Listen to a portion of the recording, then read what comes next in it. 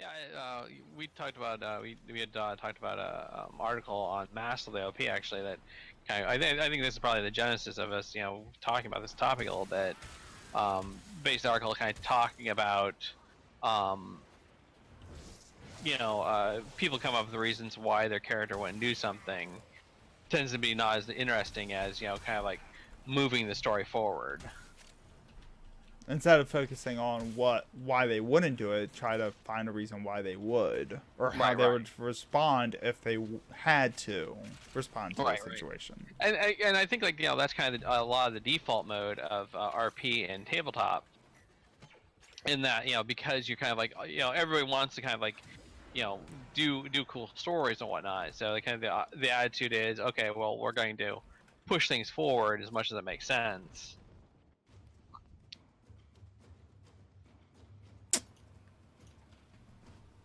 Well then, Like we want to kind of do make interesting thing, make a good story. right.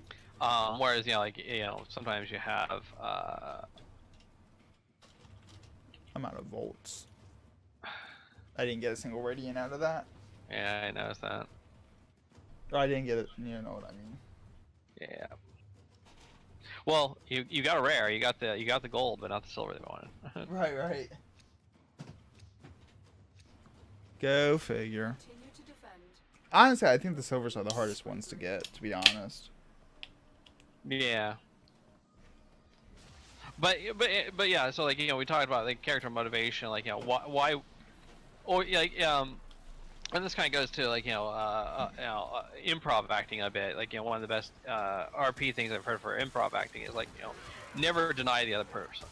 Like you never say like when somebody comes up and says, "Oh my God, it's so hot outside. I'm dying of thirst. I need a drink of water." No, it's snowing outside. What are you talking about? Right. Yeah, you never, or, like that's the worst thing to do is like just to kind of interrupt it and say, "No, that's not what happened." Right, because it doesn't tell a story. It's Right. It's a Well, correction. Right. It doesn't move the scene forward either. Like okay, so like this guy, I mean, and like really good actors, I'm sure could basically, improv people could basically go, oh, play off the person as being, like delusional, or one of the others being delusional or whatnot. But in general, it's kind of a dick move to do because what you're doing is just basically obstacles. Oh, okay, you're roboting a little bit. No, Try that again. am I better now? Yeah. Yeah. Basically, like, it's kind of a dick move to just say, to put obstacles in the way. You want to move the scene forward. You want to move the story forward. You want to move the, you want to keep on pushing forward. And I think that's, that's an important thing in RP, both the tabletop and MMOs. And it seems like, like some people are going to, some people are just going to be like, well, no, my character isn't like that, so I'm just going to deny you, and now we're going to just, stand here looking at each other.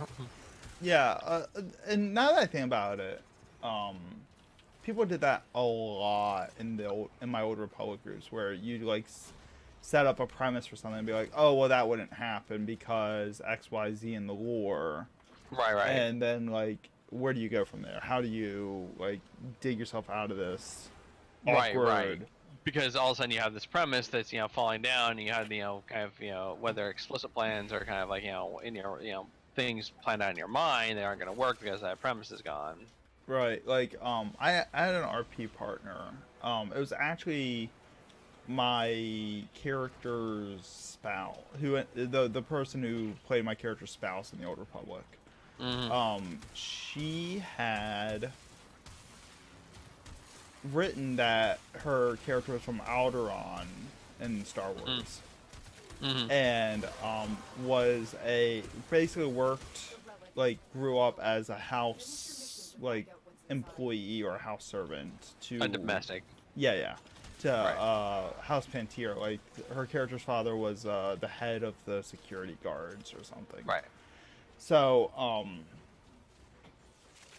like she starts introducing this character around to the community. She thinks it's really neat, and then like one of the community leaders sends her a challenge. Just like, well, House Pantier doesn't exist in this point of the timeline because the head of the house was murdered in this war that's supposed to happen, 5 years ago in the timeline of the game, and blah blah. It was just like, oh my goodness, just like it's not even like in a quest line in the game or anything. It was just pulling it straight off Wikipedia. Right.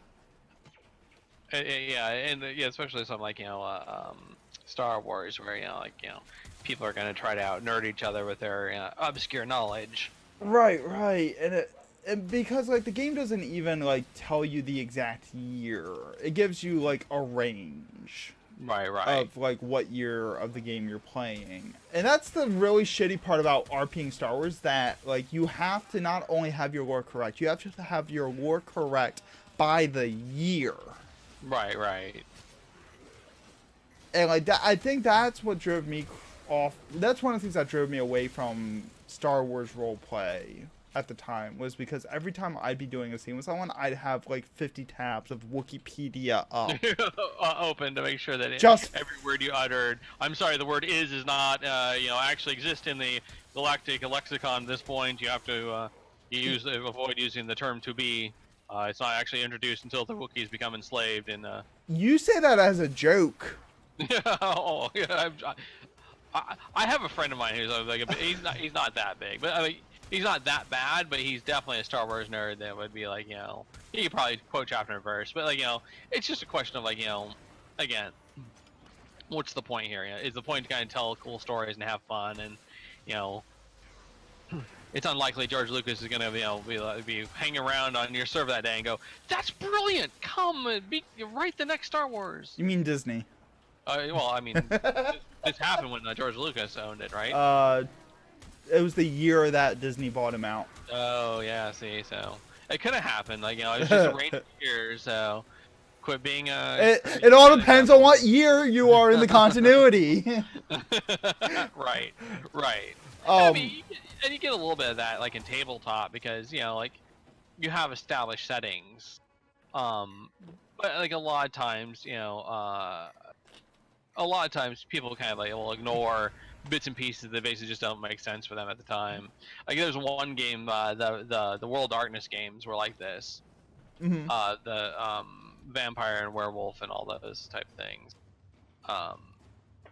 What it is. Basically where people would they had what was called the meta plot.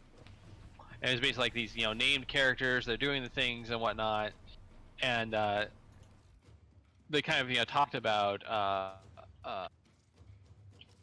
they did basically, they wanted to kind of clean out a lot of the they basically did a new edition of the World of Darkness.